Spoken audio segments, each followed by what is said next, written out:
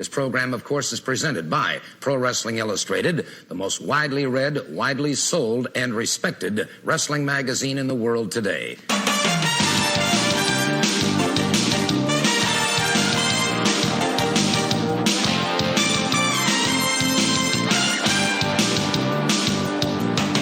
This is a Pro Wrestling Illustrated podcast. I'm your host, PWI senior writer Al Castle, back once again with my co-host, contributing writer Brian Solomon. How are you, Brian? I'm doing all right, Al. I'm wearing my pajamas, but who cares? Did you get nostalgic watching Money in the Bank and seeing your old stomping grounds yesterday? I was disappointed because, I worked mostly on the first floor, and they really, I know the building really well. They really didn't show any part of it. The only area they showed from the first floor was when the men's match, when they leave the gym and they're by those elevators. That was the first floor elevators, and beyond the door there was where I used to work. It's very badly lit. I always remember that. They didn't have a lot of overhead lighting, and that's my guess as to why they didn't go there. There was a lot of action on the second floor, definitely the fourth floor where Vince's office is, and the roof, but they kind of skipped over where I used to work. But, I was watching it with my wife, basically giving like a commentary on like, oh, yeah, that's where, there's a bathroom behind that door and there's a broom closet there. And, this is where they have all of the workout equipment. I'm sure she was ready to kick me in the head, but, There was some debate about whether the gym is actually on the first floor or not. Is it? It is, yeah. So the gym is on the first floor. And so that's where they started. The women started in the lobby, which is actually below the first floor. But the men started on the first floor in the gym, and then they proceeded to the elevator banks on the first floor. I mean, it was edited together, but the funny thing was there was no like fancy shenanigans where like everything actually made sense to where they physically were in the building, which is crazy because you wouldn't know that unless you had been in the building, which I have been. Yeah, we'll talk about it more about how they shot it in a bit, but that's a good distinction: first floor versus ground floor. So I forgot about that. The lobby area is actually sort of sunken a little, right? So when you walk in, you actually go down some stairs to enter the lobby before coming up to the first floor. Well, when you walk in off the street, if you go through the front door, you're in the lobby automatically, and if you go into the parking lot. From the first floor of the parking lot, you can walk directly into the lobby. I thought it was funny because in the women's match, when they make their big entrance into the lobby, they're actually walking from the parking lot into the lobby. Yeah. And again, we'll touch on it more, but the side of the building where three wrestlers were ostensibly murdered, right? So thrown off and killed. Yes. Is there somewhere to put a crash? What would the way they shot it? There was no landing on the other side. But this is all to say, where do you put a crash pad? So they wanted you to think, I guess, that they've been thrown completely off the building and killed. There was no commentary made on it. Now, having been on that roof, the way they did it was that area where the ring was like the terrace area where they have barbecues and where people can go upstairs and have lunch and, when it's nice out and all that.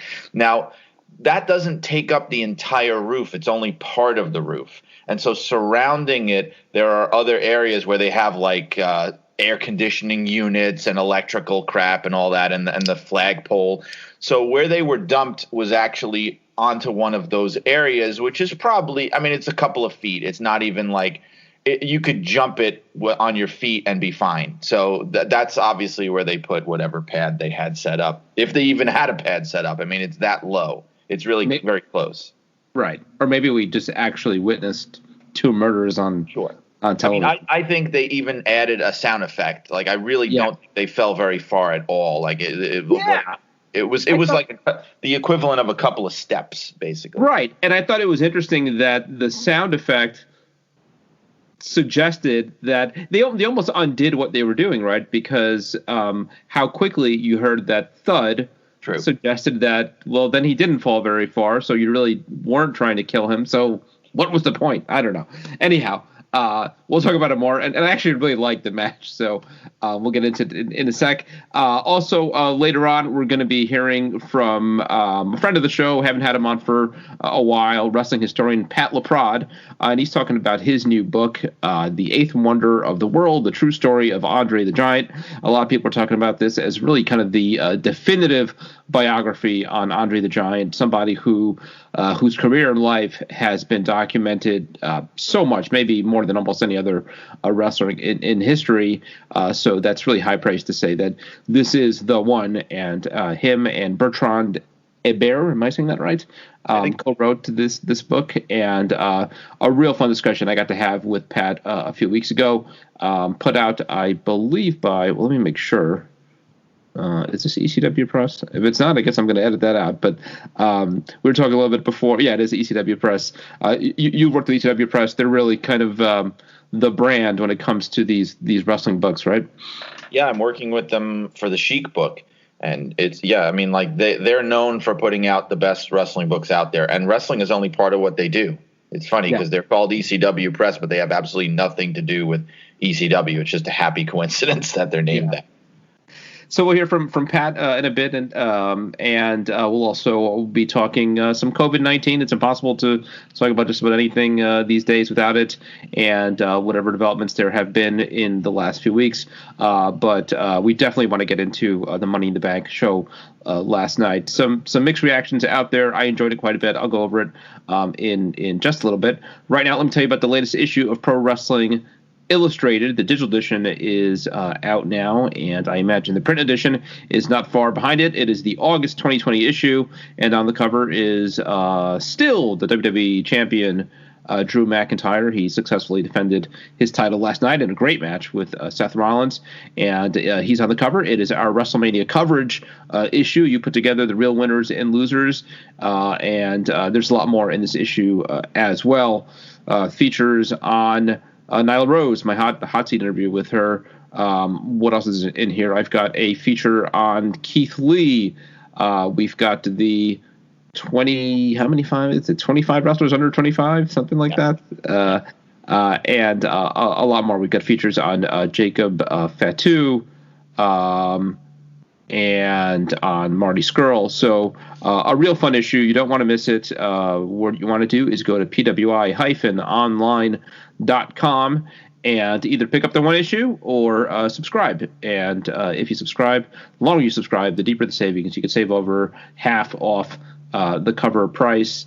I think every issue we do has that one signature kind of feature, and there are several that we are known for throughout the year. And I think the real WrestleMania winners and losers is definitely one of them. For a number of years, Dan Murphy handled it. This year it went to you since Dan left the magazine. Maybe a good time to revisit this. We're now about a month removed from WrestleMania. If you wrote it today, would it be any different? I mean, do you feel like your viewpoint on that show a month later is any different than it was when you wrote it? Well, my biggest takeaway, actually, I was thinking about it last night watching the show, is just it's hard to tell how over Drew McIntyre is. There's really no way to tell because the product is now being presented in a bubble. There's no live audience. Social media can be very misleading. And it's sort of like this weird experiment. I'm just waiting to see like what happens if and when the crowds come back. Like, do they like him? Do they not like him? Are they rejecting him? You know, I'm rooting for him because I really want this to work. And, you know, he did come off very strong last night. The match was really good. He showed, the whole angle of having him be the honorable champion and shaking Rollins' hand, I thought was really powerful, worked really well. But who knows? You know, it's like this mystery. Is it working or not? That's such a good point because, I mean, he's not the first guy to be kind of coronated at a WrestleMania, but you have that instant reaction, obviously the night of WrestleMania, but then follow up on Raw the next night. How especially somebody who is getting to the mountaintop for that first time. So it's not a situation where you've got an established world champion level wrestler, main eventer, and you're putting the title back on him at WrestleMania. It's the first time in a while where they just kind of grab the guy and say, we're going all the way with him. And the audiences at WrestleMania, but even more importantly after WrestleMania, are that kind of focus group, right? I mean, week in, week out, not just on TV, but house shows, everything. And it's made and it's broken wrestlers. I mean, you think about, obviously on the high end, I remember I was there in Boston when Steve Austin won the world title in WrestleMania 14, and I remember literally, fans in the streets partying and chanting and all that. It was this big celebration. And then there are ones that have kind of fallen flat over the years after they finally got their won the big one at WrestleMania. And with Drew McIntyre, you just don't know. I mean, and the interesting thing in that, and this is maybe not necessarily a bad thing, is that people's opinions are not really swayed one way or the other, because I think there have been wrestlers over the years that if it wasn't for popular reaction, and I mean, I don't mean a positive, but just what most people think about someone, maybe they'd feel differently about it. I mean, I think so much of the negativity, certainly towards John Cena, was that everybody booed John Cena, so I guess I'm supposed to boo John Cena whether I like him or not. But in Drew's situation, it's really left up to you, because you have nothing else to go on as far as whether people are liking him or not. The question really is, do you like him, Right. Cena just became the cool thing to do. It was kind of weird. In fact, it's almost at this point a sign of affection for him in a weird way. It's like, yeah, it's almost like this mutual respect thing. It's like, well, they're just going to boo me. I mean, I was in the Garden. I was still working at WWE. It was not long after he became the champion when for the first time ever they did the "Let's Go Cena, Cena Sucks." And that started in the Garden that night, just that crazy Garden crowd. And it just started out as like a fun thing to do. And I think it just took on a life of its own after that. Really strange phenomenon. Yeah.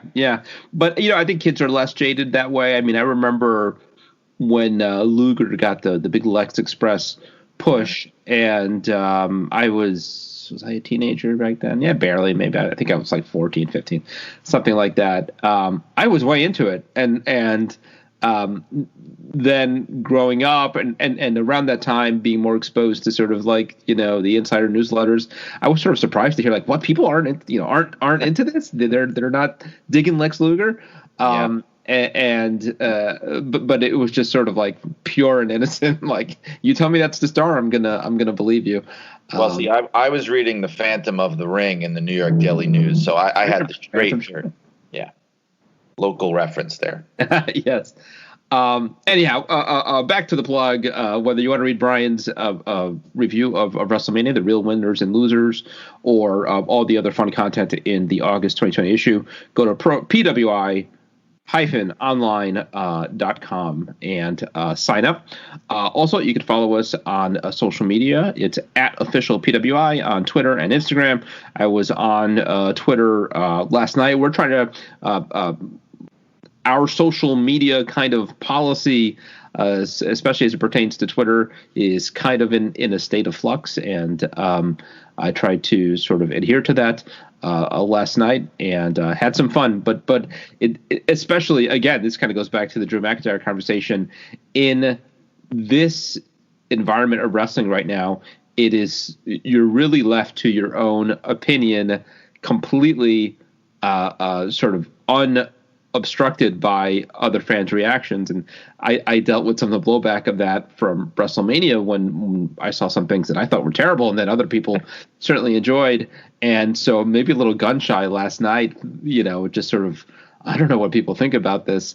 And it's fun. I mean, and the truth is you'll never be on the same page as everyone, nor should you be. But nevertheless, also find us on Facebook, facebook.com/Pro Wrestling Illustrated. I'm just learning that there's actually a URL for that.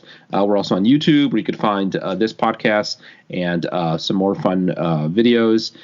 Sign up for the PWI Weekly. It is back, and you can do that also at PWI-online.com, a weekly newsletter with a lot of exclusive content, sort of editorials from writers and other fun stuff, some classic content from 80s and 90s. And what else? You could send us an email, pwi@campapublishing.com. and PWI Podcast at Outlook.com, specifically for the podcast, which you could subscribe to on at the iTunes Store or Podbean, which hosts us, or anywhere you get your podcasts. Please leave us a kind review. We appreciate it. And you could also pick up the PWI T-shirt, and now there's a few others that we've added to it from some other classic titles from the PWI family of magazines, and you could do that at ProWrestlingTees.com. So let's jump back into the Money in the Bank discussion. Again, after seeing the Boneyard match and the Firefly Funhouse match and some other stuff that WWE has put on over the last few months when they've kind of been forced to change their presentation of pro wrestling, without having fans in the building, I first heard the idea of this, and we touched on it on the last podcast, and I thought it was a great idea. I think whoever came up with it deserves at the very least a pat in the back, if not a raise. I think it's just sort of brilliant, and then all kind of the symbolism of climbing the corporate ladder, a lot of fun. I was very nervous about the execution of it, in part because I think there was an assumption that this would be shot in that cinematic style, and it kind of was, and it kind of wasn't. But I've got to say, on my end, I thought it was executed really, really well.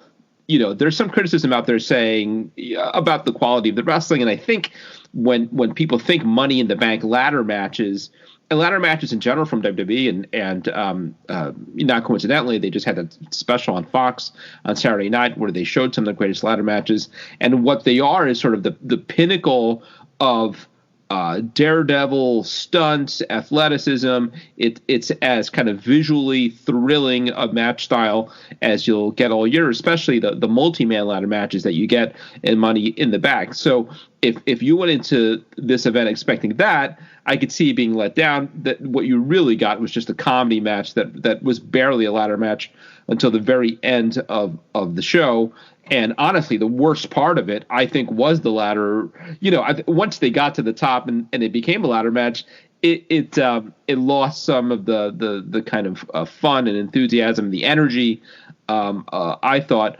And I'm typically not a fan of comedy, and this was definitely falls in that comedy, sort of style. I mean, in that category of comedy for wrestling. But this, and there, there was a food fight in the middle of it and all that stuff. But I think this was less about just totally getting laughs, and more just about fun, right? And enthusiasm. And to me, what I envisioned when I heard this match is almost exactly what they executed. And so to me, it was on the high end of expectations. It was, again, you're not going to see a whole lot of quality wrestling here, but just a hoot, just silly fun. And I think right now, WWE pays a lot of lip service to their job being putting smiles on people's faces, and we can have that debate, and I think we'll get into in just a few minutes. Go back to that debate about whether it's a good idea to keep on running these shows. But if you are, I think this is a good time to put on this kind of match, which was sort of brainless and fun and silly, and had me kind of cracking up for a half hour. So big thumbs up for me.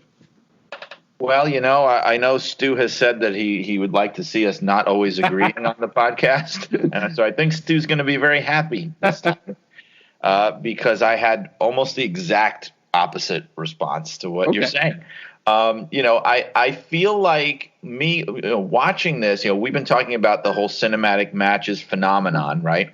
And I would definitely put this in that category because of the way it was edited, and you had multiple cameras. Like there's a camera waiting in the elevator for when they get in there. There's like multiple angles.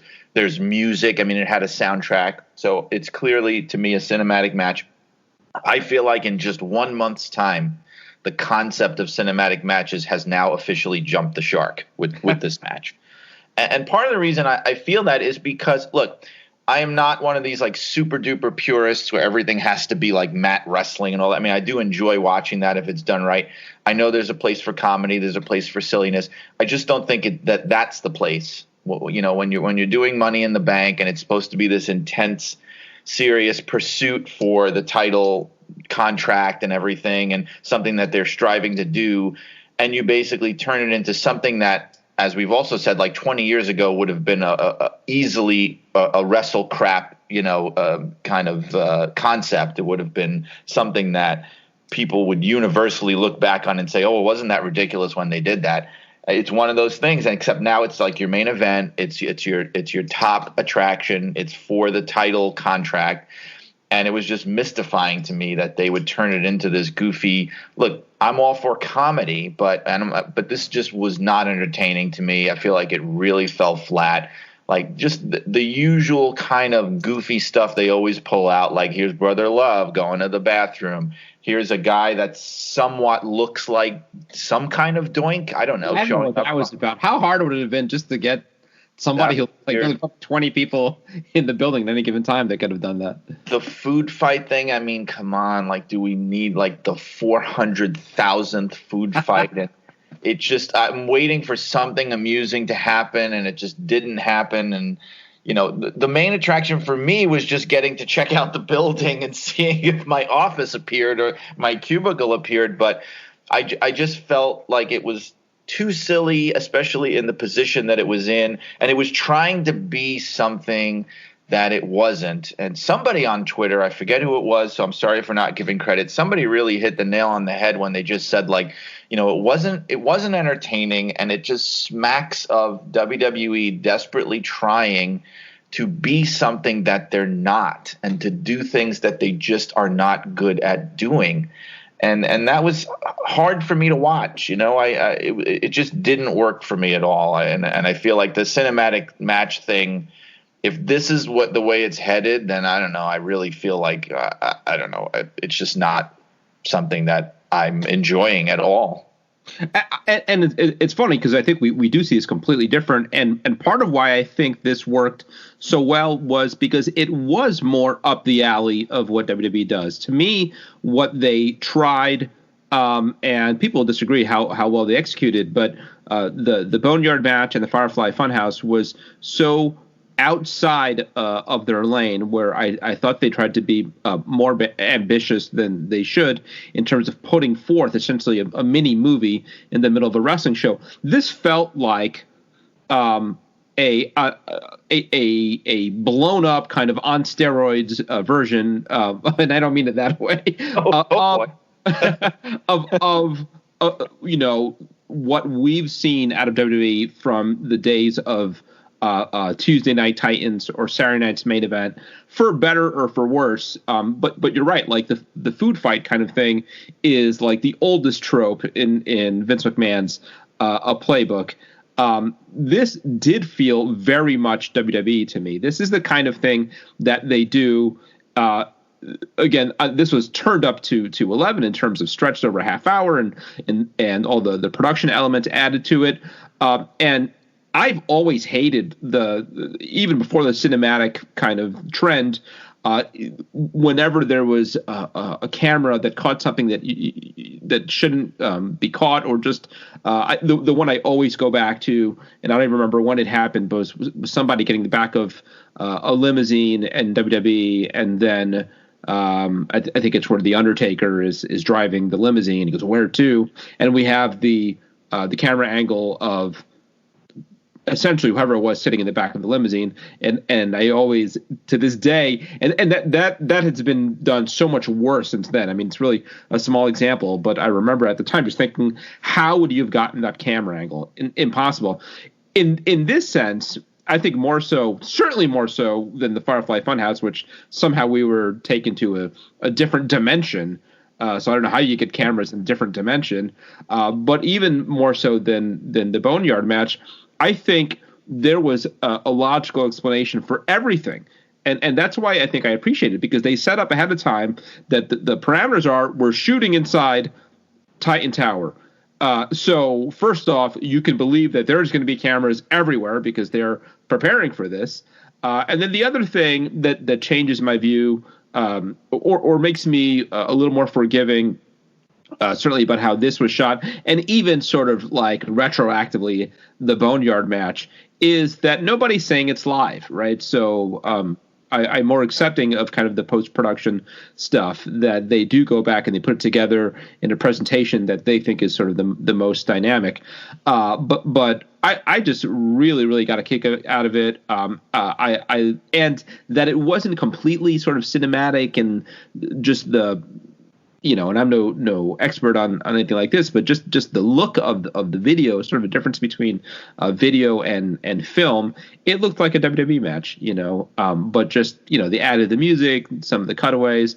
What did you think of, this is probably a lot of people saw it as the highlight, when AJ and Daniel Bryan wrestle in McMahon's office and the cameo with Vince? I loved it. I cracked up, especially AJ. I thought AJ did a better job sort of selling it and keeping a straight face than Daniel Bryan, who looked like he was going to, break out laughing during the whole segment. Right. I think we all knew that it was going to wind up in there at some point. I was kind of waiting for that. And I've been in that room a time or two and interviewed Vince for various projects, and I noticed that actually the room was very empty. And I think even for people that maybe that have never even seen it before, it was this giant empty office, and it really, people have said that they're moving, and it almost did really look like that because that room used to be full of a lot of stuff. And so I was kind of hoping for a lot more opportunities to do stuff in there. Like, they went in there, but they really didn't do anything. Like, again, I don't want to be one of these wrestling fans that critiques things because it didn't play out how I saw it in my head, which I always find very annoying when fans do that. But like, I'm going to just say, like, when I imagined it, I sort of thought, thinking back to the Attitude Era, that you'd have this prolonged sequence where, exasperated Vince is screaming at them to stop, and they're just trashing his office, and he's yelling and getting mad and being completely ineffectual. And instead, he just completely shut them down like they were school children in 5 seconds, and they walked out. So I thought that was a missed opportunity. I was hoping for way more from that moment, way more. Yeah, I can see that. I think it could have been done better. I think the way they did it was fine. I liked the little the hand sanitizer bit. I thought that was fun. Yeah, I did too. And I just thought the whole thing was sort of lighthearted and fun, and so much of the WWE product over the last few months, in part because there haven't been any crowds. And I think that was a big issue here too, is taking it out of the arena setting or the performance center setting. You miss the crowd less because you certainly wouldn't see them. I suppose if they did this match in a normal time, you would hear them because fans would be watching it on the screen. But the point is, I didn't miss them as much. It just was what it was. It was this match that went all over this building in a different setting. So it had a lot more energy than WWE has had, and sort of joie de vivre. It was, WWE's been a real. I've only sort of really kind of come to appreciate it over the last few days. It's just been sort of joyless and dark and gloomy, and a lot of that is not having an audience there. And this was just sort of it was just fun, and I really appreciated. It's not something you want to go to the well with too many times. But you think about it, if assuming that Money in the Bank was on the calendar and they were going to do it on that date, not that it really mattered, because whether they do it in May or June or July or August, the circumstances probably wouldn't be much different. But what would the alternative have been? It would have been essentially the ladder match that we saw at WrestleMania with Kofi and Morrison and. I already forgot who the third, one of the Usos. It would have been that, and that was fine, and you could do those, and they're fine. But I'll take this over another stunt bump ladder match with no fan reaction 9 times out of 10, or 10 times out of 10. I mean, I thought this was much better than what the alternative would have been. Well, essentially, the problem for me was the stakes that were involved. Making it your main event with the Money in the Bank, which is something that they're selling us on, that these guys want more than anything. I think it was like, for example, if it was like a 24/7 kind of thing, if it was a mid-card thing where you had all the mid-carders racing around the building for the 24/7 title, great. I mean, like I said, I'm not trying to be this wet blanket, like everything has to be serious, but I think there's a place for everything. And also, when the comedy doesn't work for me, that's a big problem. Like when they're trying and it just kind of falls flat. Like I think wrestling can be very funny, and I'm not trying to be like the pro AEW and anti WWE guy. I'm not at all. But like the stuff Jericho's doing, the stuff that the Inner Circle's doing, where they had like the Brady Bunch parody. I forgot what they called it, but that was funny. That was genuinely funny stuff. And to me, this just wasn't. Yeah. So let's a couple things. First, just to finish off this discussion, putting aside the presentation, let's talk about the results on the women's side. Asuka wins it. On the men's side, Otis. I don't think very many people saw that coming. No. You start thinking ahead. Well, how does this play out?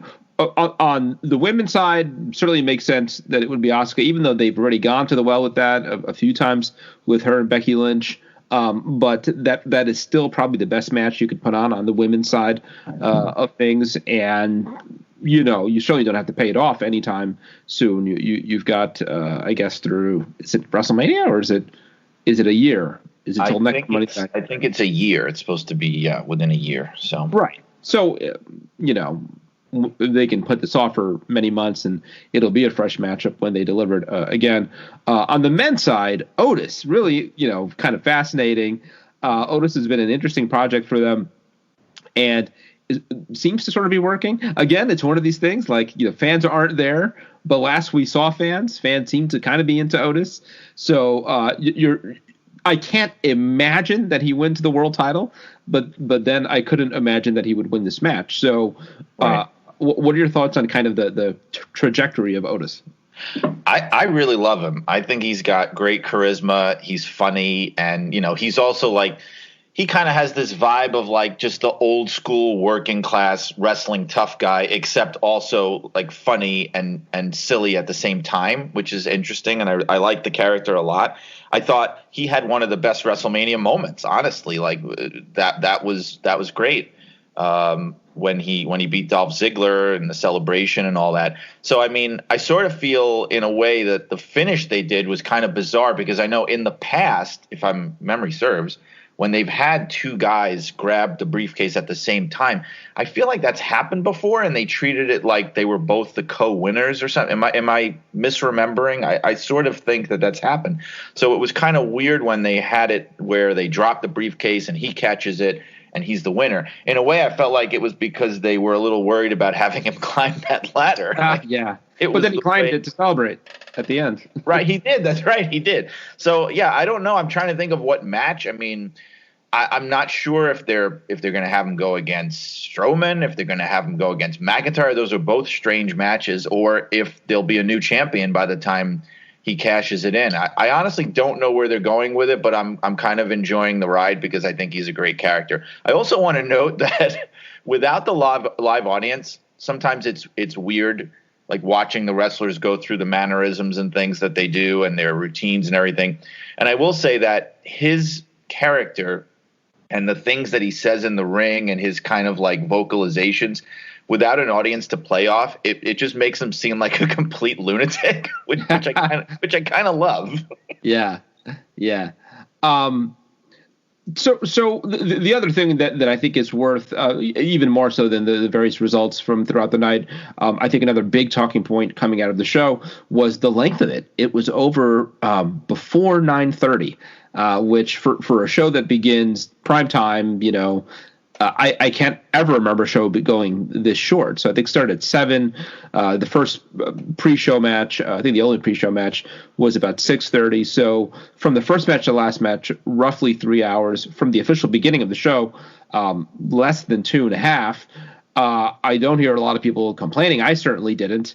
I wondered if part of it was that I think the bigger priority almost and what's gotten more attention is the Undertaker documentary, and this almost felt like just a lead into that. which was terrific. I don't think we'll have time to talk about it on this show, but we should touch on it in coming weeks. So I don't know if that was part of it. And if you go to 11 or whatever, usually it is, you probably lose a big chunk of your audience. But at 9:30 as a lead-in, they probably kept more viewers than usual for what comes up after it. But I also imagine that it is part of the reality of them continuing to learn and learn these lessons about putting on shows in this pandemic, that you don't want to go 3 hours, 4 hours, 5 hours, whatever they usually would. There's only, that I've talked a lot about sort of the energy quotient from the presentation, but there's also the energy of fans at home and watching it. And you can only see a show without an audience for so long. But, Raw is longer on any given week than this was. So what do you think about the show going off at 9:30 or just before 9:30? Yeah, this was short even by the old pay-per-view standards. Yeah. Like in the old days, your average pay-per-view would go about 2 hours and 45 minutes because they needed to make sure they cut off before the replay time hit, right? It was automatically set by the cable companies. This was short even by those standards. I didn't really mind it, like you said. And, I didn't think of it at the time, but I think there's something to what you just said about using it as a lead-in for the doc. And, of course, if you're really doing that, you don't want the doc to start too late. Like, it's one thing if it's an afterthought, then you can show it at 11 o'clock. But, yeah, I can totally see that this was kind of a lead-in. And there even was an Undertaker tease during the Money in the Bank match. Right. I mean, it's true. The empty arena stuff, I know they're trying their best and guys are busting their butts out there and having good matches, but there's only so much you could do that for. The weirdness of it is very hard to shake. So I don't know. Maybe that's the best thing that'll come out of this is shorter shows, I guess. That might be good. Yeah, I've even wondered, again, not selling tickets to anything, live gates not being an issue anymore, whether you blow up the whole model of a live event or a major show that you don't even have to have a card. You can build toward a match, theoretically, right? So the model we've always known is like big show coming up, you put together 8 matches and you sit for 3 hours and you watch it. But they could, especially if you're doing these without audiences, they could put on a match on the WWE network, right? That they build to, and that's it. Maybe outside of the traditional pay-per-view model, that's something that they could experiment with a little bit more. But I want to talk more about that. And we're now, I don't know, 6 weeks, 2 months since that first SmackDown without an audience. It very much looks like WWE has sort of found its groove. Somewhat, I think that the production rate last night for the pay-per-view and even for TV most weeks, more so on SmackDown than I think Raw, and part of it is just how the place is lit, is top-notch. I mean, very often, including last night, I'm watching some of this with volume turned down because I might be watching something else or doing something else. And when the volume is turned down and you're not dealing with that eerie silence, it looks great. It looks like a regular WWE show. So I think on that side, they've really gotten there. Is there anything that you think by now they could be doing that they're not doing? I remember early on we had the discussion about is there a way to capture that crowd noise environment? AEW has done more of it with putting people in the crowd. WWE, more than once last night, I had to check the volume on my remote to make sure that I had the volume up because it was literally just silence. Yeah, and it's kind of what if you ever done radio, that the cardinal sin is no dead air, and there are these long pauses of dead air where you're like, again, you're like, is my volume working? And it's just the announcers kind of laying out, but without an audience there to fill that in, it is just silence. Yeah, I did the volume thing a couple of times like you, where I thought something went wrong or like the stream kicked out or something weird happened. I mean, I've also noticed that they've stopped spinning the fans from the ceiling, which I know may not be as comfortable for the wrestlers, but it's less distracting because that was something a lot of people were joking about, was the spinning fans, and that's now stopped. What I also think is a fun thing that's happened is because it's so quiet, and this has happened a couple of times, the talent in the ring can hear what the announcers are saying. And they'll play off the announcers. Like Bailey had a moment last night where Michael Cole, I guess, said something, commented on her strategy, and she snapped back at him in the middle of the match. She shouted something to him about what he had just said. I thought that was kind of neat. I also noticed, I've noticed a few times, not just the silence, but things get so quiet that there are times where I can even hear what I think are like somebody's walkie-talkie going off, or like something, some kind of electronic thing that you wouldn't normally hear in the, because of the crowd noise, like maybe like some TV chatter going on or something. But it gets so quiet you could even hear stuff like that. Yeah.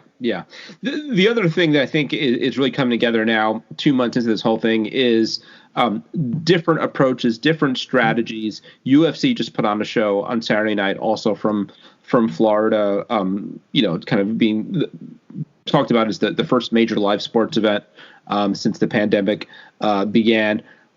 They tested everybody. There was a big operation on their end to sanitize everything and to test everybody, and they actually had a fighter come up positive. They had to scrap the match. I think a fighter and a couple of his cornermen came up positive. AEW, I think at beginning last week, and I don't know if they're doing it every week, but they tested everybody last week, and because of that, I think you saw a little bit of a different presentation last week. There were more people in the building. Them maybe feeling a little more comfortable that the risk is lower now that we know who's positive and who's not. And there's questions about that too. But less spacing. So these few months later, how much more comfortable, less comfortable are you with these shows going on? And another thing to bring into this is that, when a lot of people, myself included, were very uneasy about these shows going on at all and thought, well, why not just wait?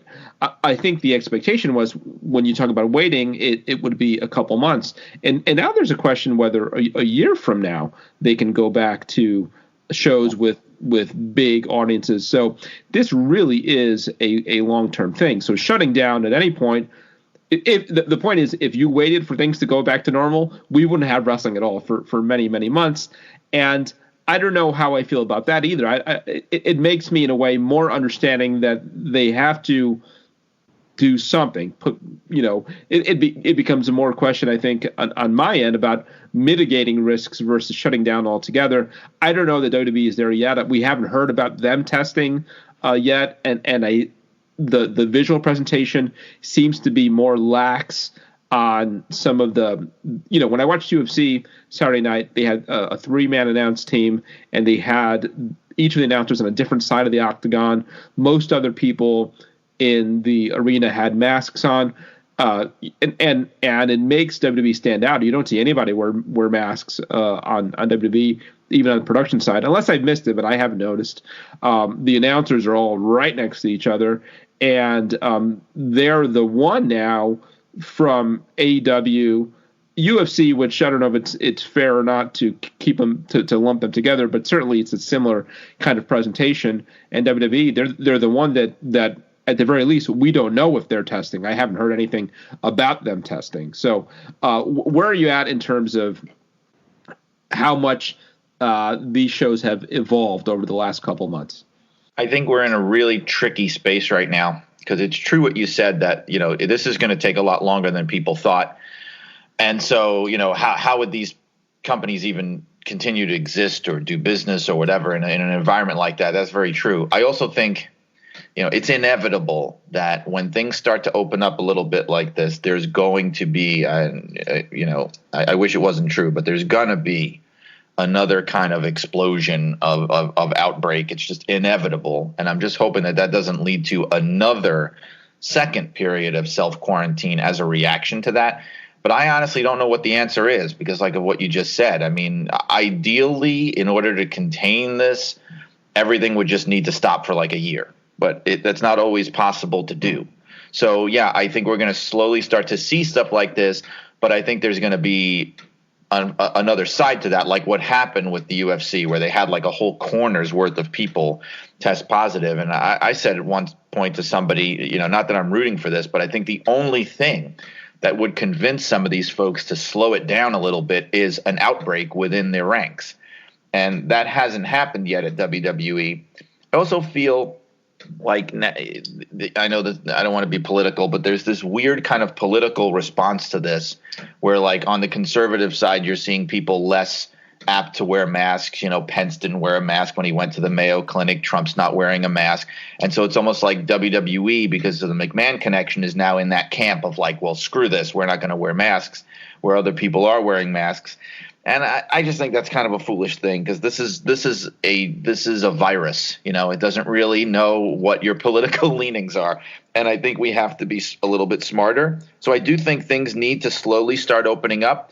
I just don't know if it's time yet. I think everybody's really ready to jump the gun, and God knows I want to get the hell out of my house and get to a bar as soon as possible. But I'm willing to accept the reality. So I'm just curious. I'm hopeful that I'm wrong about this, but I just can't see this going anywhere but like another kind of explosion in cases. I think, and again, using these three as an example, because they're the three that have somewhat continued to operate throughout all this and have a similar representation: AEW, WWE, and UFC. I think if you took the three and you grabbed some of the best practices of each, you would have a product that would be a good model for all of them, right? So on WWE's end, I think they've had the best production value. I think they've done the most in making an empty arena look lively and dynamic for television. I think in AEW, they've done the best job of making up for not having fans there by filling in the audience with some wrestlers. Now, you can question the safety aspect of that, but I think there's probably a way to do that responsibly, even if and it doesn't need to be wrestlers, but personnel, people wearing masks, sprinkle them throughout the audience, and you might only need like a dozen or so, and you should be able to space them out where there's not a big risk there, and it will add some atmosphere.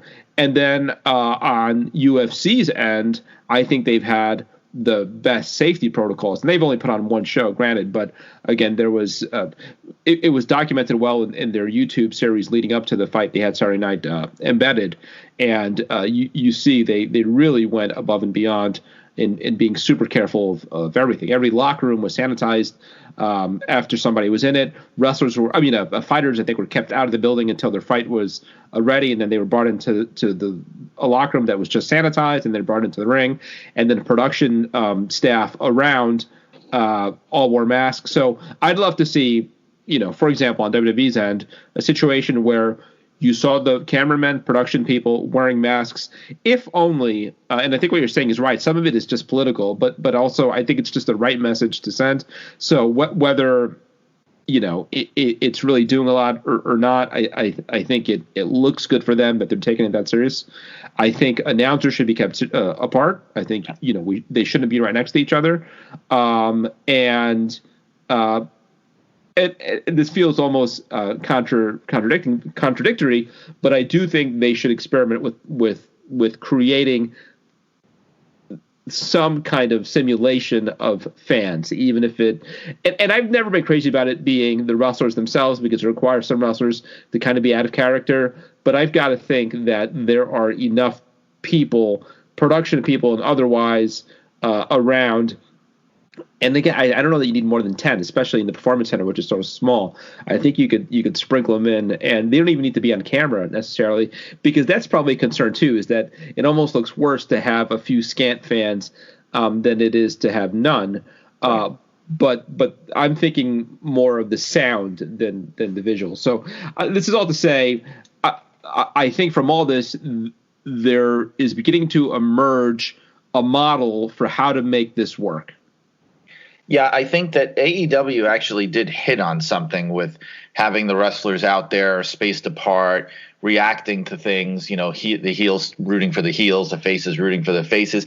I don't think WWE will do it now specifically because it's going to look like they're copying them. So they definitely aren't. But I think if they had thought of it first, they would have done it, because I think it's a cool idea. I also had a crazy idea, just to go outside the box and blow up the model to a certain degree, because one thing about the empty arena stuff is it looks very antiseptic. It almost looks like they're going like, we're just going to do the show exactly the way it was if there was an audience there. And that's the one thing about it that I don't like. Like, I feel like if they acknowledged it and took a very relaxed, quote unquote, relaxed approach, I think it would be really entertaining. Like, for example, and I don't know how much character breaking this would require, but like when a show is being set up and they're in the ring and they're practicing their matches before the crowd gets there, typically you'll have a lot of people hanging around, like wrestlers sitting in the seats, road agents, office people, just hanging out, watching the matches or watching the workouts casually, talking or whatever. I think it would be kind of fun if they did that, if they had everybody out there, obviously not too close together, just hanging out, because who the heck cares? There's no audience there, acknowledging the fact that there's nobody there. And you could have them all, a mixture of wrestlers, office people, backstage people, just watching the matches and reacting. I think that would be different enough from what AEW is doing, and it would be outside the box. And it would also, I don't know, give people the sense that, hey, we're acknowledging that there's nobody here, and we're kind of letting our guard down a little bit. I think that might be kind of disarming to people. Yeah. Another thing I think WWE could do and might be better positioned than some of these others, in the absence of fans and having limited control about what you can do, one thing that I think they could control is the production value. And I've thought they could do more with sets now. I think whatever you think about the Money in the Bank ladder match presentation last night, it was fun to see a different setting, right? I mean, top of a building, outdoors, that kind of thing. And I think they should be mindful of that. Are there different places, settings, and even, this was kind of an out of the box one that I thought of watching the Undertaker thing last night. They're coming up on the 30th anniversary of Undertaker's debut match in November. And I don't know where things will be in November. It's certainly possible that they're still putting on shows as they are now, but could you have an Undertaker-themed Survivor Series show where the set is all kind of Undertaker set and with caskets and the way you light it and all that? I think they could have some fun with the presentation on that end to give shows a different look. Even when WWE was running shows in arenas for the last several years, I think one of the big issues was the sameness of all of it, right? I mean, it all looked the same. And here's an opportunity where, and it's even, I think, magnified now when you're literally in the same building for every show. So I don't know how much opportunity there is. We talked about that warehouse in Connecticut with all the props.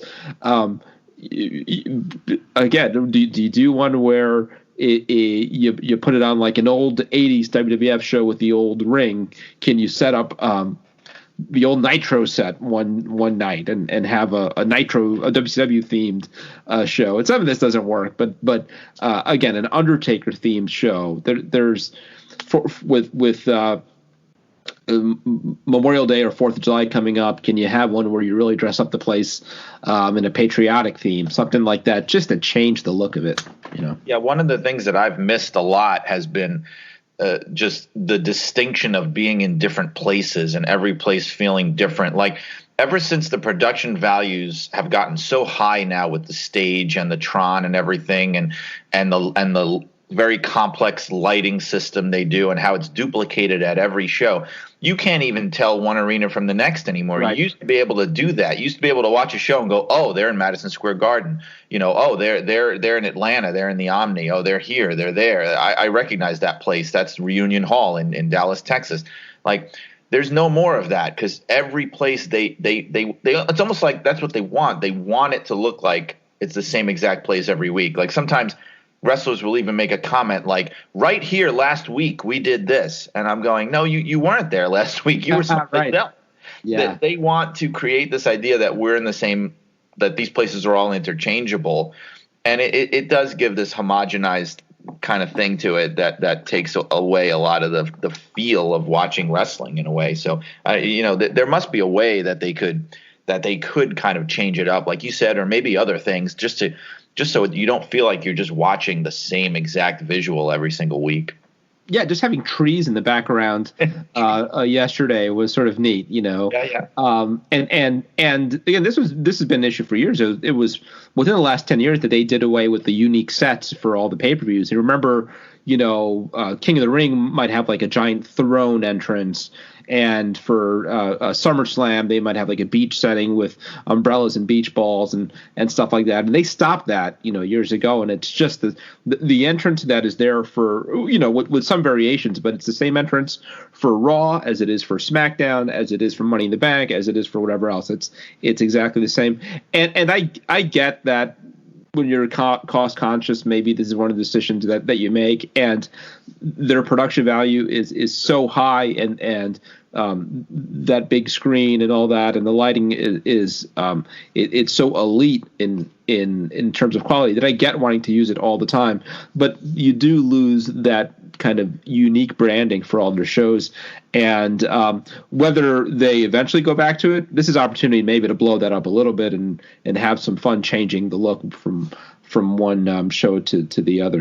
Even remember the old fist at for SmackDown, as goofy as that thing was, it differentiated SmackDown from Raw. Yep, I do remember that. I was working there at the time, and I just remember there were a lot of people in the office that were making fun of that. There's a lot of jokes to be made there. Yeah, there were. I suppose. All right. Thanks so much, Brian. Always fun to catch up with you. We will do this again before long. Right now, let's hear from wrestling author and historian. His latest book, Eighth Wonder of the World, The True Story of Andre the Giant, is available now. Here is Pat Laprade. Eighth Wonder of the World, The True Story of Andre the Giant.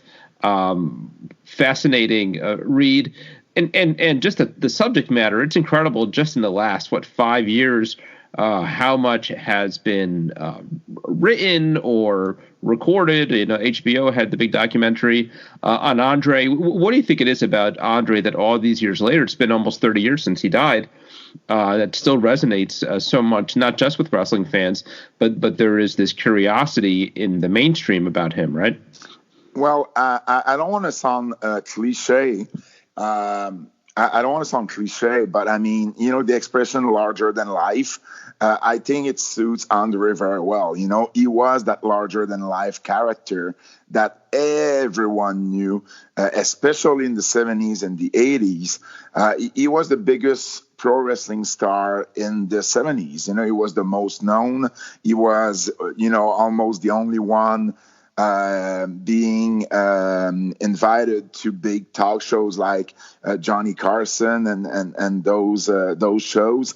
And WWE really did a great job to make sure that we don't forget his legacy. He is in every intro that WWE has done for a number of years. He was the first to be inducted in the Hall of Fame. So every year since the Hall of Fame came back in 2004, he is featured. They name a battle royal. They really did a good job to make sure that Andre would stay relevant. But at the same time, even the new generations knew about Andre too. I remember someone like Kevin Owens. you could see him wearing Andre the Giant T-shirt. Pro Wrestling Tees, who's selling so many T-shirts, they had the Andre's face on their boxes for the longest time. So I mean, he was still relevant in the wrestling world. I mean, and because of his movies as well. Let's not forget about it. Princess Bride was a huge movie that is still that people still know to this day. So I mean, he was that larger than life character, and I'm not really surprised that so many years after his passing that people still remember him. How much of that interest do you think it has to do with the fact that he's looked at as kind of this tragic figure, that a lot of these stories do delve into the daily pain and hardship that he endured? Again, if he was still alive today and maybe in good health, do you think that there'd be as much interest as the fact that he was this tragic figure? I think so, because from my experience with the HBO documentary, on which I was a field producer, a lot of people didn't realize that. I think the people in wrestling, people like you and I, who've read and know about the history of the major characters, we know that. But for the common people, I'm not sure that they really realized or knew that Andre, by the end of his life, was, like you said, his life was really tragic and everything. So I'm not sure it has really something to do with this. I think it's just he was just for so long being sold as this 7'4", 500-pound giant with proportion and dimensions so big and so much bigger than any other giant out there in any kind of sports, that I think that's what resonates the most with fans. I think that's what fans remember the most about Andre. I don't think someone that never read a book on wrestling and that was just a fan back in the 80s, I'm not sure if he really knows about all that. So I don't think I wouldn't say it has anything to do with it. How much more, if at all, difficult did it make your job in researching this story? The fact that there have been so many of these exaggerations, myths. Whenever certainly a lot of the wrestlers, his peers, have helped spread those over the years. Oh, I once saw Andre drink 30 cases of wine in an hour. Or that kind of thing. Did you have to kind of work your way through those, separate fact from fiction? And in working on this book, did you feel that you were encountering more and more of these kind of tall tales about him? I mean, it was very important for Bertrand Hébert and I, who co-wrote the book with me. It was very important for us to once and for all set the record straight. I mean, when we realized that on his birth certificate, the name he was supposed to have wasn't the right one, and when we realized on his death certificate, I mean, if you go online, if you go to Wikipedia or even WWE, they will all tell you that Andre passed away on January 27th. The reality is that he passed away on January 28th. That's even on his death certificate that you can find online. So, I mean, when you realize that from his birth certificate to death certificate, there is like errors about about him. I mean, everything in the middle is up for grabs as well, So we wanted to make sure that all the tales, all the myths, that everything ever told on Andre, that we would make sure to verify them, would make sure to see if is it a true story, is it one of those fairy tales, and you got to realize that most of those stories have been told by Andre himself. That's what amazed me the most, I think, is that Andre himself, it was another era, where guys like him were protecting their characters much more. They were like, it was the kayfabe era and everything. So they were like very much into whatever backstory that the character had. So Andre was one of them. He was the one who told the story about Sam Beckett when he was a young kid in France, that Samuel Beckett was giving him lifts to go to school because he couldn't fit. Or something, right? Yeah, exactly. And he couldn't fit in the school bus. When I spoke with the brothers of Andre, they straight up told me, well, I don't know where that came from. There were no school bus at the time. So it was not even a matter of Andre not fitting in it. There was no school bus. Beckett was just one of the neighbors. And sometimes the neighbors were giving rides to the kids back or forth from school because they had to walk a few miles to get there. So there was not more to the story than that. But our wrestlers are, they're gonna exaggerate a story, embellish a story to make it sound better, and that's just what happened. But it's been told so many times after that, and it's been repeated in some in some other media, then it became true at one point. So it was important for us to debunk all of those stories, but at the same time explain where those tales came from and where and what is the truth behind it. So it wasn't that hard, to be honest, because everything kind of fell into places. Once you took the time to do research and to talk to the right people, it was pretty easy to figure out and to know what happened and what was right and what was a myth. But it was important for us to talk about all of them. Yeah, that story about Sam Beckett and him kind of spreading that makes me think of one of the things that I've thought of a lot about Andre over the years, and that is how smart was he to the wrestling business, to his image, his character, how much of that persona of Andre the Giant that fans saw was his vision, and how much of it was vision of promoters, and a story like that maybe makes it suggest that he was a lot more in control of the narrative of the Andre the Giant character than maybe some people who saw him thought of as just kind of, almost like Kamala, right? Like where he's got these handlers and they tell him what to do and he's just kind of along for the ride. How smart was he to the wrestling business? From all accounts, Andre seemed to be someone who was very smart about the business. We've had people telling us or saying in other interviews that Andre was very creative. I'll give you an example. Magnum TA, the name Magnum TA came from Andre. Really? Wow. He thought that Terry Allen looked like that Magnum PI guy on TV, and said you should call yourself Magnum TA. So he had that ability to understand and to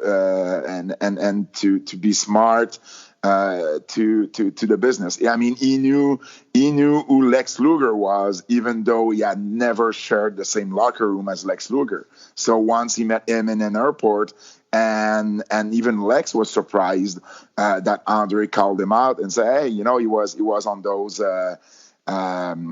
small cars, in the airport, because he by that time he had trouble walking himself. So he told Lex to get on board, and they talked for a few minutes. So he knew the business inside out. He knew everyone in the business, and yeah, he was very smart to the business. He knew his character. He knew. At the beginning, it wasn't the case, in the sense that he still wanted to work a more European kind of style, with drop kicks and working on the mat and stuff like that. And Paul Vachon, who was the promoter for Grand Prix Wrestling here in Montreal, with Andre first came to North America. He tried to work with him on that. and Vince McMahon Sr. when Andre got there in March of '73. Follow up, and it was really under Vince that Andre started really working as a giant. Something that he was not doing 100% when he was in Montreal. So he learned how to exploit his best interest, and how to make sure that he would work in a style that people would come back to see him wrestle. But he's been all over the place. So he was really really well liked and really well respected in everything wrestling related. Yeah. You talk about him kind of learning to work as a giant, and I think for his biggest run, and I think where most fans saw him, certainly of my age group in the 80s and 90s, by that point, he probably didn't have that much of a choice, right, in terms of how much he could do in the ring. So I want to ask you about that, too. I mean, especially when you get toward the very – I was just watching WrestleMania 6 the other day because we just had the 30th anniversary, and his match on that card, teaming with Haku against Demolition. He literally doesn't even tag in to the match. But that was his goal.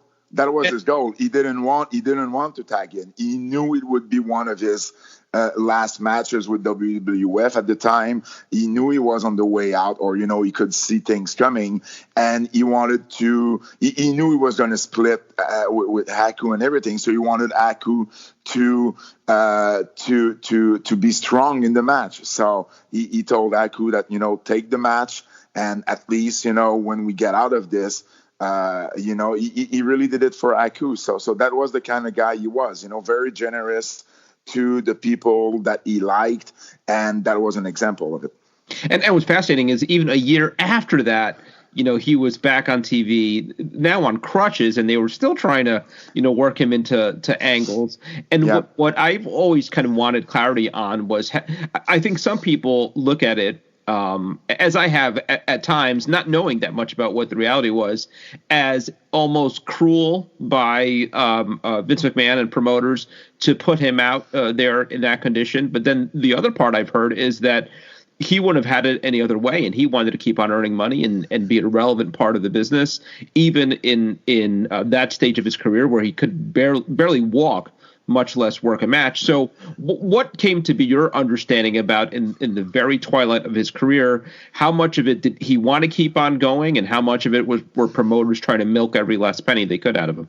Yeah, there's two things here. First of all, when we talk about WrestleMania 3, the thing that people need to understand is that Andre did work WrestleMania 3 with a really, really bad back, because forever it was told that Andre had his back surgery prior to WrestleMania 3, when in fact it's not true.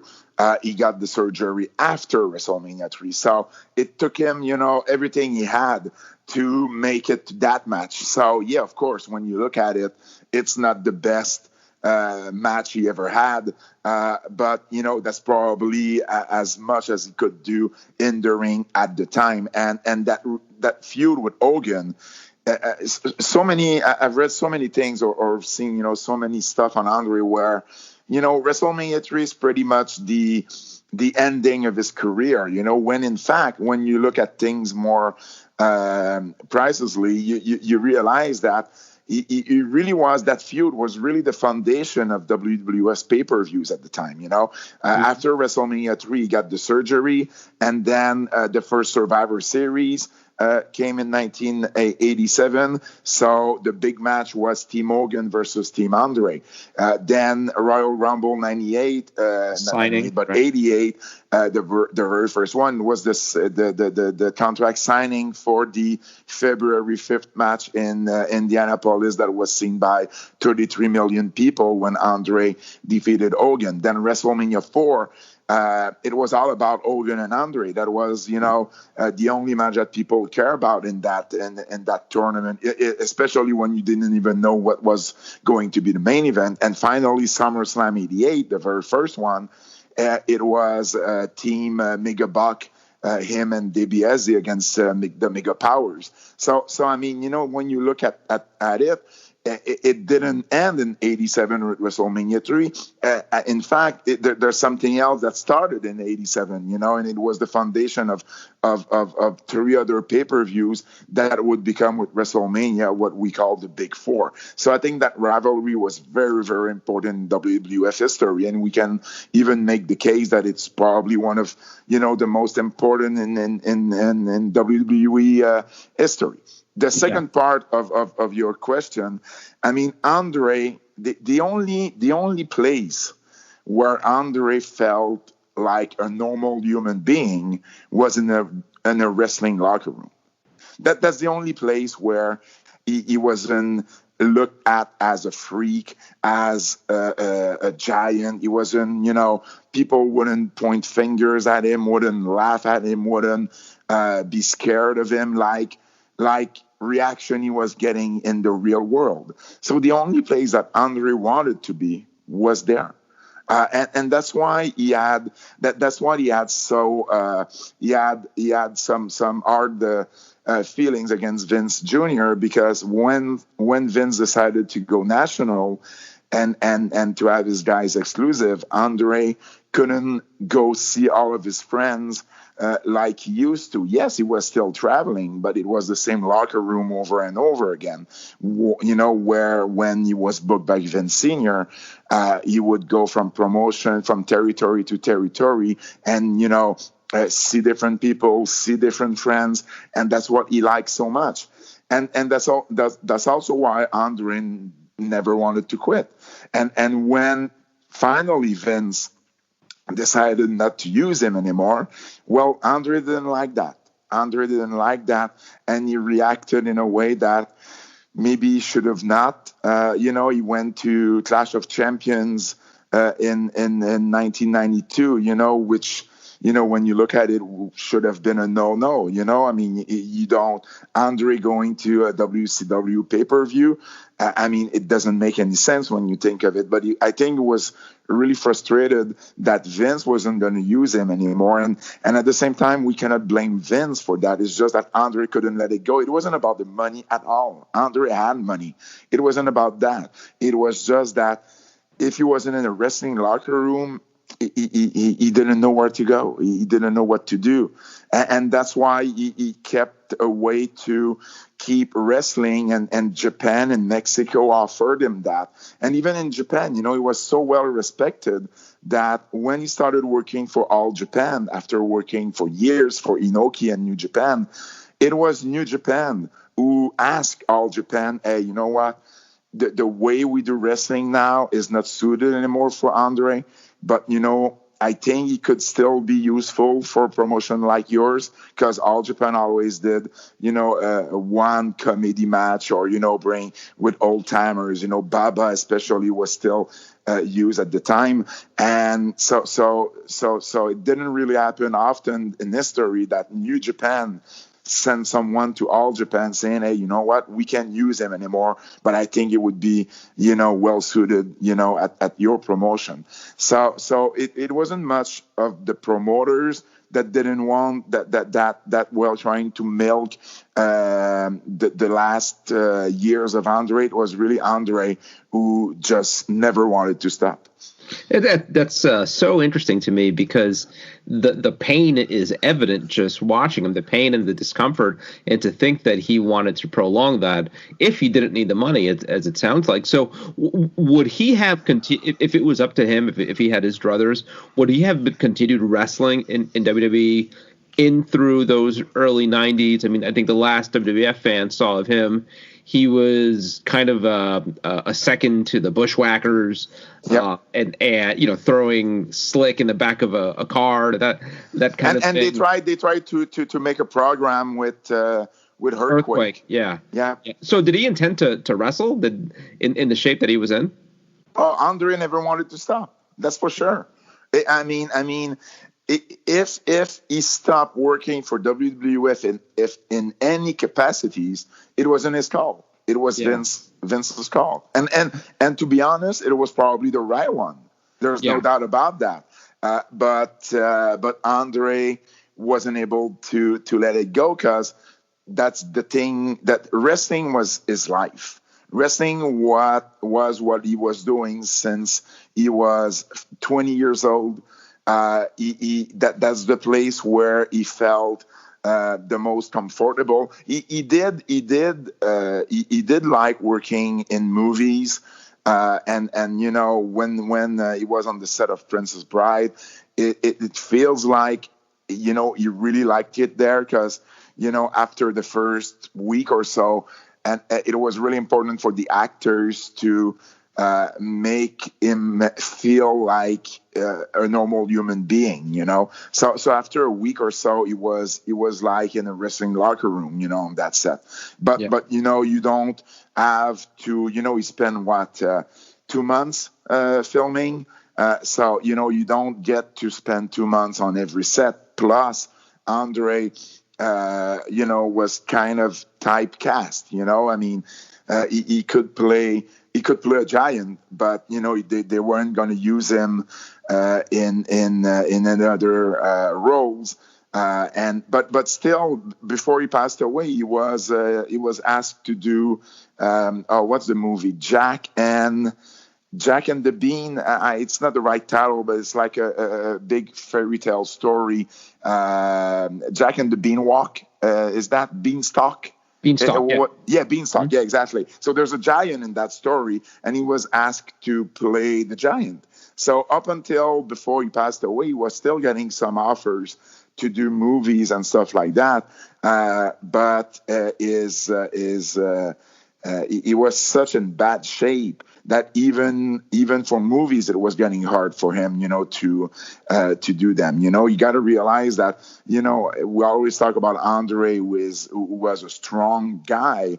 When he was doing Princess Bride, which is 86, 87, I mean, he had such weak arms that he couldn't even catch Robin Wright, who was weighing 90 pounds, 100 pounds at the time, so he couldn't even catch her from a fall. She had to have wires to make sure that he could actually catch her. So that's something that people don't realize, that yes, as much as he could have been strong, in his younger days, the disease and the disorder he had made him weaker as years gone by, and but he never wanted to stop, and that's really on him. Yeah, and it's so interesting, and because you think of Andre toward the end there, and very fragile again with the crutches, and he was gray, and you kind of think of this withering old man. And he was in his mid-40s, right? I mean, that run. He passed away at 46. Yeah. Yeah, I mean, younger now than the Big Show is, who still works here and there, and also has the same disease. But that's the other thing, Al. He never wanted to get the surgery for acromegaly. And whether he was misinformed or he didn't fully understand what the disease, what the surgery, would do to him. But he said one of two things. He said either God made me that way and I don't want to change it, or he was saying, I don't want to lose. He was scared that he was going to lose what made him special. He thought that he would. I don't know if he thought he would shrink, or he would. He would, but he had. That's the thing about Andre. He wasn't just tall. He was thick. His proportions were completely different than anyone who was 7 feet tall. So he was scared that he would lose that, and in fact, he would not have lost that. Maybe a little, but never to the point where it would have made a difference to the viewer. But he decided against it for personal reasons, and that's why he passed away at a young age, and that's why he had so much trouble by the end of his life. Yeah. How much, if at all, a resource for you was his daughter? I remember seeing that episode of A Current Affair 30 years ago, and when I was a kid, with the first interview with Andre the Giant's lost daughter, and She also, in a way, always kind of came off as this kind of tragic, mysterious figure. Didn't have a relationship with her father, who was so famous. But then more recently, I've seen her pop up on like the wrestling convention circuit. I guess signing autographs and stuff. So, did you reach out to her, and do you have any sense of kind of whether she's turned a corner and maybe appreciates now more her place and her family's legacy in the wrestling business? Yeah, we did reach out to her, and she decided against collaborating with the book.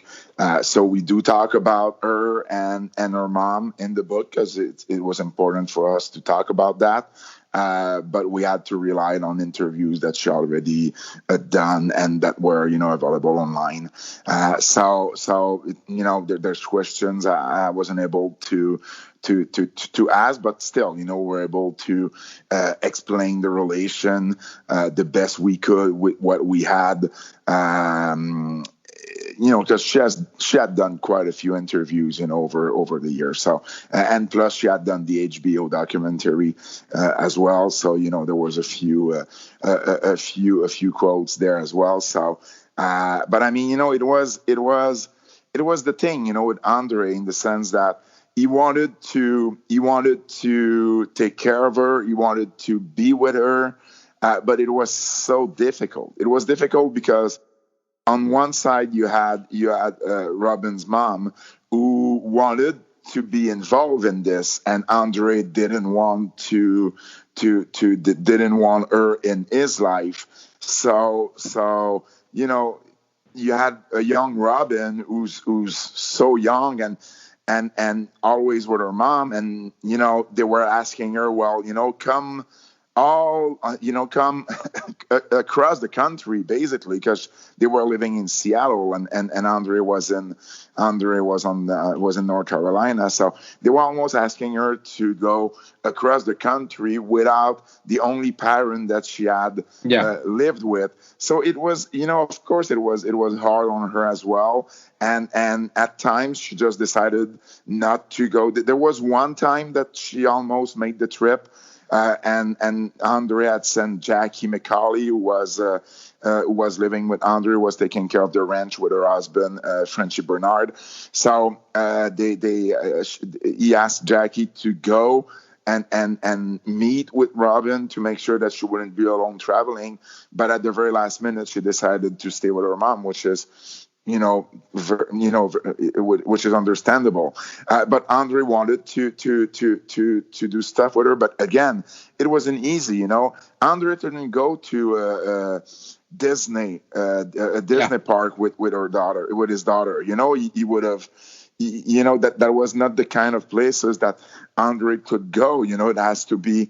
It had to be private because there were no other ways for Andre not to be bothered all the time, right?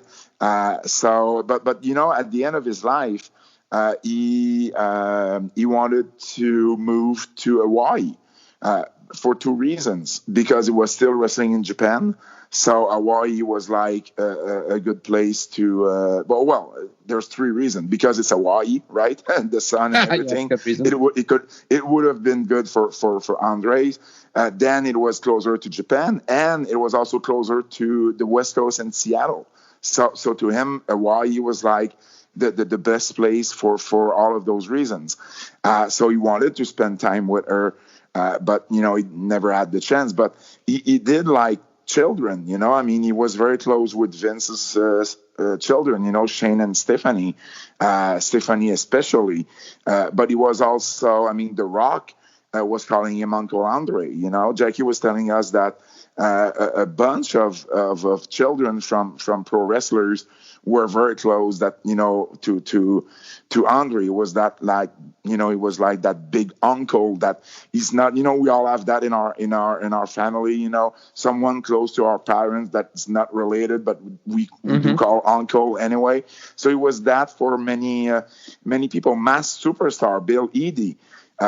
Did ask Andre that if something was going to happen to him, if he would take care of his children. Wow. He didn't have the real title of Godfather for them, but still, he was asked, and Andre was very touched about that. So I think Randy Orton's told stories also of Andre being around Andre the Giant as a kid too. Yeah, exactly. So I mean, it's not that he hated children. It's not that he didn't want to see his daughter, but he was still wrestling a lot. They were across the country from each other. And if Robin would have been older at the time, maybe she could have traveled by herself and maybe they would have met more often.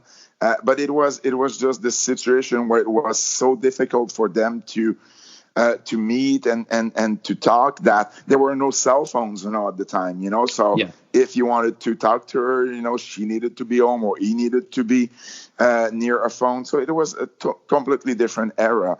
And other era, if Robin would have been older as well, things probably would have been different. Yeah. So you hear comparisons all the time of the modern Andre the Giant, that kind of thing. Who has come the closest to capturing fans' imaginations like Andre has? I mean, the one that's come to mind for me, and I think there's a long gap, but in terms of the current roster, in terms of a major attraction, somebody who feels special when they're on TV, is Brock Lesnar. Just kind of the tour attraction. If he comes to your town, it's a big deal. If he's on TV, it's a big deal. Different than the rest. Is that a good comparison? Understanding that again, there's a gulf between the two. Is there somebody else that comes to mind? I would say the closest would be Big Show because of the gimmick they give him to when he first started in WCW, because of the look they gave him. Because in terms of at least height, he was closer to Andre than a lot of them. So I mean, there's always going to be comparison with the Big Show. The thing. I like the fact that you talk about Brock, because I think that, because I was asked recently, would Andre still, how would Andre do in this era? Would it be possible for Andre to be that much of a big deal, knowing that, that he would have had to work every week and stuff like that? And that's a reason I think Big Show never got to the level of Andre, because he was more exposed than Andre was, and so what I like about the comparison with Brock is I think that if Andre would wrestle in his prime right now, to be as successful as he was, he would have needed a schedule like Brock as right now, something where he's not every week on TV, that, he's doing the big shows, the big house shows, the big pay-per-views, that, it feels special when Brock is on a show. And that's what Andre was. That's the reason why Vince Sr. barely used him at the MSG back in the 70s. It was using him maybe 3 times a year, some years. Because first of all, he was making money out of booking Andre all over the world. But at the same time, he knew that if Andre would have worked more in his own territory, that he would have burned Andre out. And that was not that was not what he wanted to do. Of course not, So the more you use someone like Andre, someone like Big Show, the more you use them every week more regularly, the more exposed they're going to get, and the less special they're going to, people will, the less special they will feel for the fans.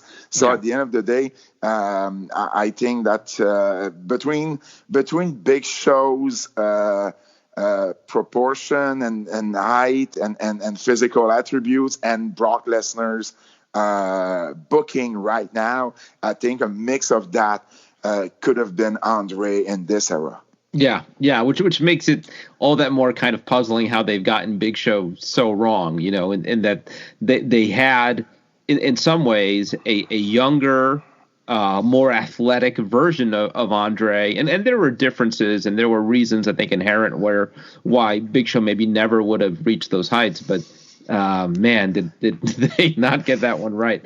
Yeah, but at the same time, if Big Show would have worked in the 70s, perhaps it would have been different too. Maybe it would have been better for Big Show. There's a big gap of how the business was working in the 70s, early 80s than what it became in the mid 90s till today.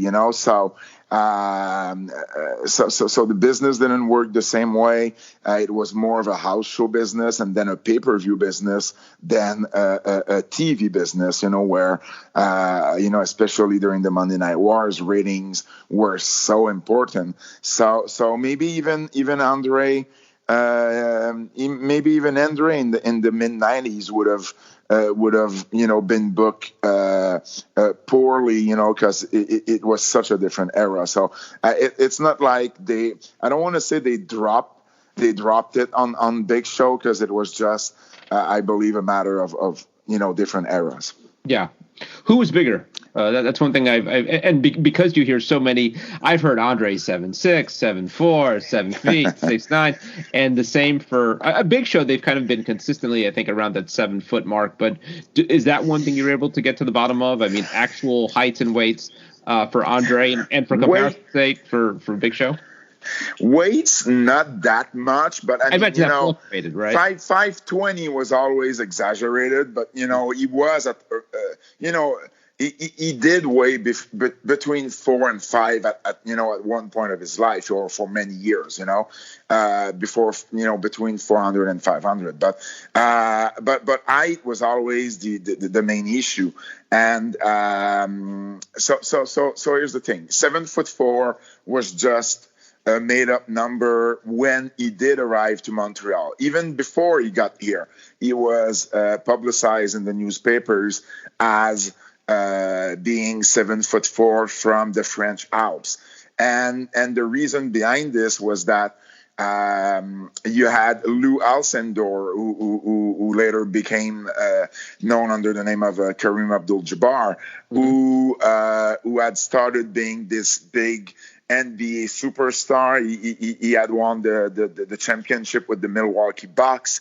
in 69 or 70, and the Vachons were working a lot for Vern at the time. So Milwaukee was one of the main towns that they were being booked at, and both Vachons were like watching a lot of news and having interest in other stuff. So they knew about Lou Alcindor. They knew that he was at 7'2", the tallest athlete at the time. So when the idea of bringing Andre came, it was only normal to make him the tallest athlete of his era. And like Paul Vachon told us, 7'4" sounded right. We could have not said he was 7'9". So that's how it came about. In reality, from all accounts, Andre was at one point in his life a real 7-footer. He was measured in England when he spent almost a year there in 1969, even before coming to North America. He was measured, and Tony St. Clair, who had started approximately at the same time of Andre, was there when he was measured up. And he was 7 foot. Paul Leduc, who is a well-known wrestler here in the province of Quebec, was there with him when he was measured up when he first arrived, and he was 7 foot. Or 7 feet. I'm not sure how to say it. But at the end of the day, from all accounts, and when he passed away, he was actually measured also in his coffin, and he was 6'10", which is normal. That because of acromegaly, because of the disorder, it was normal that he had lost a few inches quicker than a normal human being would. So losing, the studies show that you can lose between 1 and 2 inches when you have acromegaly, and you'll lose them faster than usually. So if he was 6'10" and he had lost an inch or two, it pretty much comes up to 7 feet, right? So we do think, and we made that assumption in the book, that at one point in his life he was really 7 feet tall. Do you know if Big Show would have been taller than he was? I think that Big Show is about the same height. But I mean, not only Andre shrunk a little, but at a very young age, Andre started to have his shoulders. I don't know how to say that, but he wasn't able to. A lot of pictures, even in the ring, when you see old footage of him in France, he wasn't standing right up, with like his slumped. shoulders. Yeah, exactly. So there's also that, and that's a reason I think why on so many pictures that next to other people, that people are like, oh well, he's not really that tall. Yeah, but he was never really always standing up. Always his shoulders more inside, more up front, and I think it's a reason why on photos especially.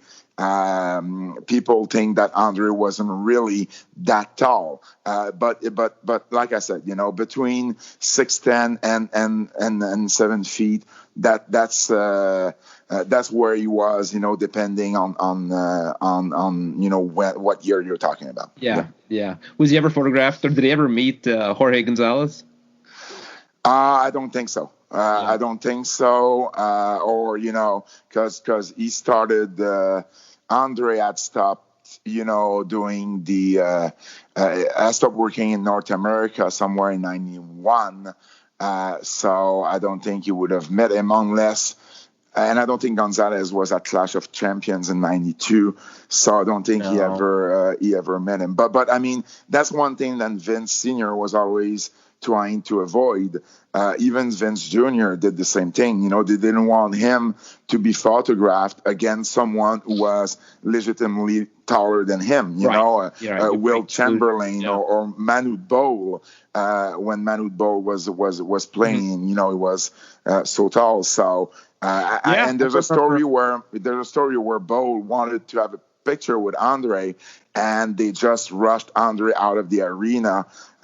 So instead of just telling him no, they just rushed Andre out of the arena and telling him, hey, sorry, he already left, because they really didn't want that exposed. And it's funny because it's at the time where news travel not as fast as today, today where, everybody could have grabbed a photo of Andre, next to Manute Bol, but didn't want to take any chances.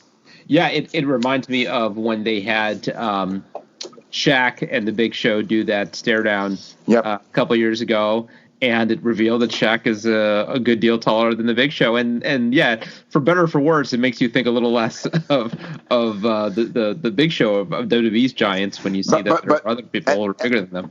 Yeah, and it's funny because at the same time, he would have been smaller in height than Manute Bol, but Manute Bol was so skinny, and Andre was so large, and his proportion was so different.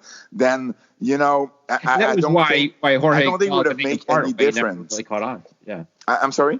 I was gonna say I think that's one of the reasons why Jorge Gonzalez never really took off, was that he was always this kind of wiry, skinny, tall guy, and didn't have the girth, the dimensions of Andre or Big Show. He didn't have the wrestling abilities. He didn't have the wrestling abilities either. He wasn't that much of a worker, where Big Show was much better than him, and Andre was much better than. I mean, look at some of Andre's matches, especially when in the 60s and 70s. You can find them on YouTube. When he was in France, he could work, and I mean, as far as even in 1979, there's a match on YouTube against Harley Race from Houston, and man, Andre could work. And it's so fun to see him that way. And he had a very solid match with Stan Henson in 1981 in Japan, which many considered this as Andre's best match. And so I mean, in Japan, Andre was doing 30-minute matches, something that you could not even think of if you only see him, in the WWF from the mid 80s on. So. Andre was a very, very good worker when his body allowed him to do so. Yeah, fascinating. Well, Pat, thank you so much for taking time. I definitely want to continue checking out the book. It is Eighth One in the World, The True Story of Andre the Giant. It's available now on Amazon, right? Yeah, it's on Amazon, but because of the situation right now with the crisis and everything, it's I think Amazon is out of stock. Right now, and with shipping being so hard, so I would say in the U.S. The best place to order it would be online through Barnes and Noble, but you can also buy it directly from ECW Press's website, our editors, where they do this thing where if you buy the physical book, which is 400 plus pages and more than 100 pictures, you get the ebook for free, so you can start reading it now. And if it takes 2 or 3 weeks for the mail, to ship the book, well, at least you can have the best of both worlds. So we're familiar with that model here at Pro Wrestling Illustrated. Yeah. So just check out my social media. Facebook, Twitter, Instagram at Pat Laprade, and I'll be updating, anything regarding Amazon and other way to get the book. Okay. Well, thanks so much. Appreciate you taking the time. Continue to stay safe, and we'll talk soon. Thank you so much. All right. Bye-bye.